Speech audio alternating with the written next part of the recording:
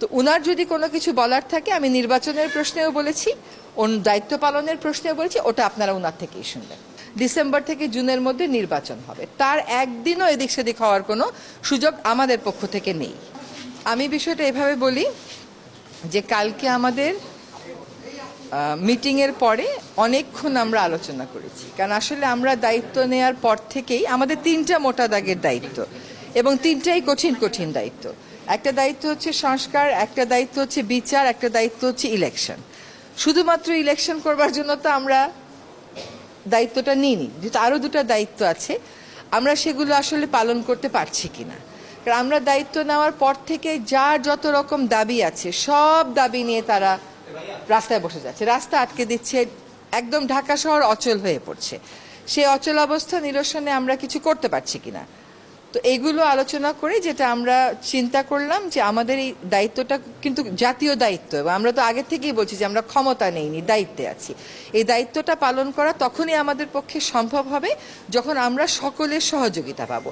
প্রত্যাশার বিষয়টা এক, আর দায়িত্বটা আসলে পালন করতে পারার বিষয়টা এক। প্রত্যাশা অনেকই থাকতে পারে, কিন্তু আমার তো একটা এনাবলিং এনভায়রনমেন্ট থাকতে হবে এই প্রত্যাশাটা পূরণ করার জন্য। তো আমরা চিন্তা করেছি যে আসলে আমরা পারছি কিনা, এই যে প্রতিবন্ধকতাগুলো হচ্ছে আমাদের এই বড় দাগের তিনটা দায়িত্ব পালন করার জন্য, এই প্রতিবন্ধকতাগুলোকে আমরা কিভাবে মোকাবেলা করব, আদৌ মোকাবেলা করতে পারবো কিনা, যদি মোকাবেলা করতে পারি কিভাবে করব, যদি মোকাবেলা করতে না পারি তাহলে আমাদের কি করণীয় হবে, আমরা সকলে মিলে এটা চিন্তা করছি। হ্যাঁ,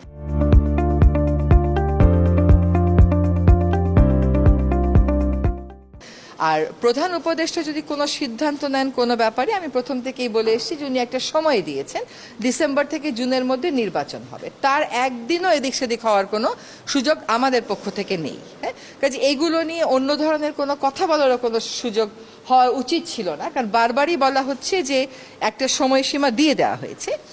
এখন কিছু কিছু গুরুদায়িত্ব তো আছে, সেগুলো পালনের সাথেও তো মাসের একটা সম্পর্ক থাকতে পারে। তো উনার যদি কোনো কিছু বলার থাকে আমি নির্বাচনের প্রশ্নেও বলেছি, দায়িত্ব পালনের প্রশ্নেও বলেছি, ওটা আপনারা উনার থেকেই শুনবেন। না, চাপ মানে কি, ধরেন প্রত্যাশার একটা কোনো চাপ হচ্ছে যে আমরা পারফর্ম করতে পারছি কিনা, আমাদের বিবেচনায় বিবেকে ওইটাই একমাত্র চাপ।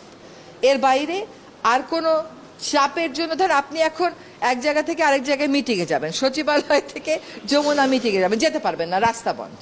কেন রাস্তা বন্ধ? সেটা তো আসলে অনেক সমস্যা এরকম আছে যেটা আলাপ আলোচনা করলেই হয়তো করা যায়। তো চাপ হচ্ছে আমাদের নিজেদের পারফরমেন্সের চাপ, যে আমরা পারফর্ম করতে পারছি কি পারছি।